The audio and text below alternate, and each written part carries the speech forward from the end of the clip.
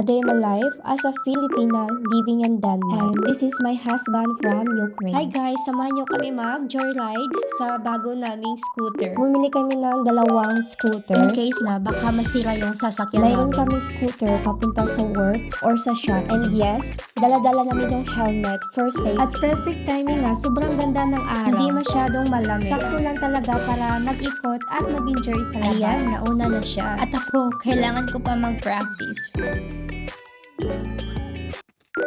What side you step? What I told you?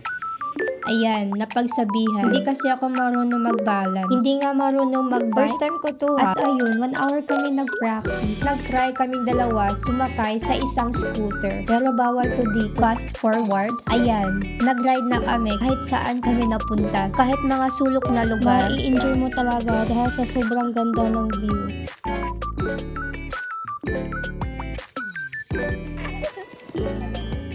At may nakita kaming maliit na ilog. Sobrang peaceful, malayo sa mga chismosa.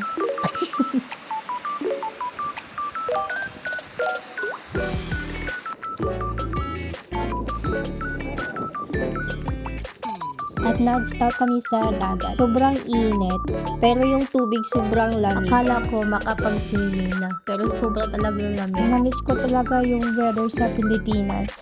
O iyon.